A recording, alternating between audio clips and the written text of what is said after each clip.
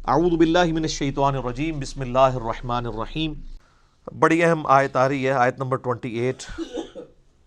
کیف تکفرون باللہ، تم کیوں کر اللہ کا انکار کر سکتے ہو؟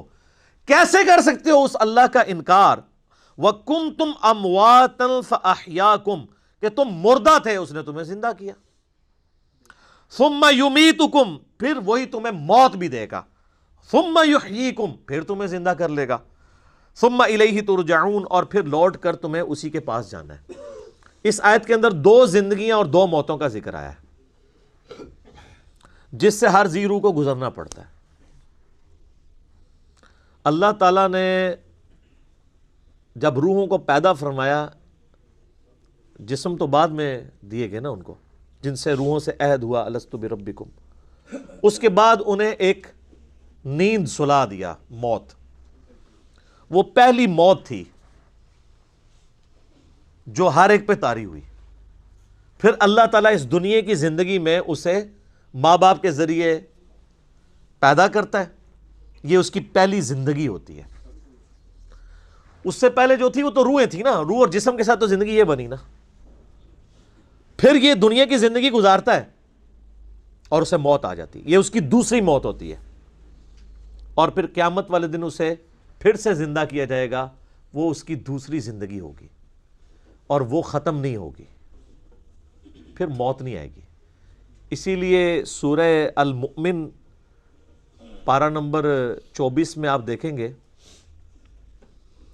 کہ کافروں کو جب دوزخ میں ڈالا جائے گا نا، تو وہاں وہ اللہ تعالیٰ سے ایک ریکویسٹ کریں گے، اور وہ کمال کی چیز ہے۔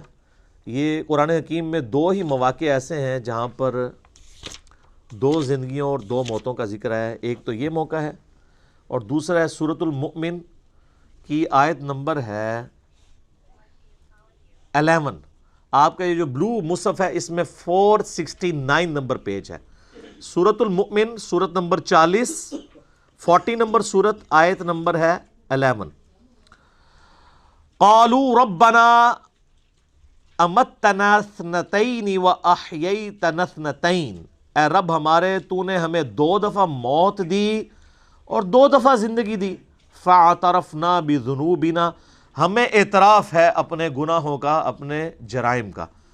فہل الی خروج من سبیل، تو اب یہاں سے بھی کہیں اور نکلنے کا کوئی معاملہ ہو سکتا ہے؟ یعنی وہ کہیں گے کہ جس طرح اے اللہ تو نے دو زندگیاں دو موتیں دی، تو اب کوئی اگلی سٹیج بھی آنے والی ہے کہ اب ہم اپنے آپ کو سیدھا کر لیں۔ لیکن اب تو کوئی سٹیج نہیں ہے۔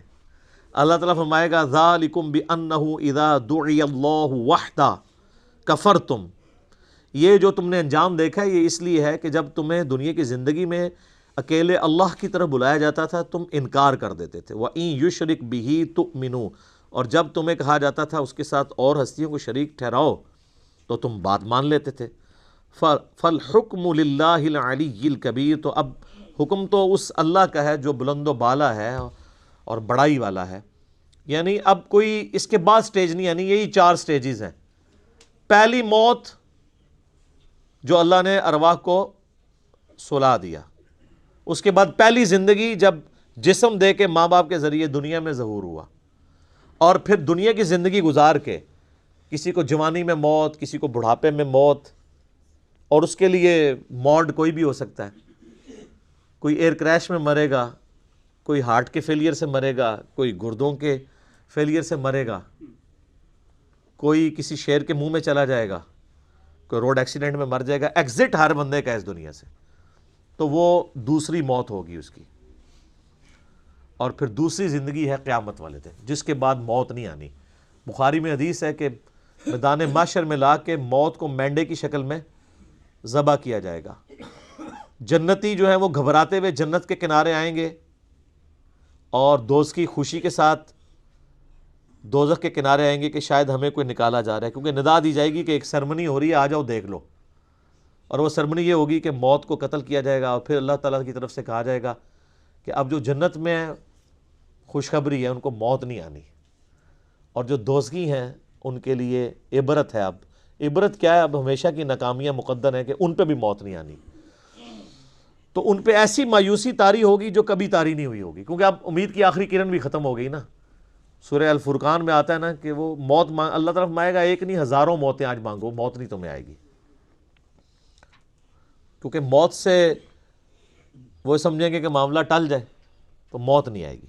اللہم اجرنا من النار، اللہم من احییتہ منا فاحی علی الاسلام ومن توفیتہ منا فتوفہ علی الایمان۔ تو اللہ تعالیٰ بات ہے پھر زندہ کر کے تمہیں اپنے رب کی طرف لوٹایا جائے گا۔ آپ دیکھیں گے ابھی 4 رکوع مکمل نہیں ہوئے اور پورے قرآن کا خلاصہ، الہامی کتابوں کا خلاصہ، انبیاء کی دعوت کا خلاصہ، زندگی کا مقصد، سب کچھ سورۃ البقرہ کے پہلے 4 رکوعوں کے اندر کور ہو گیا۔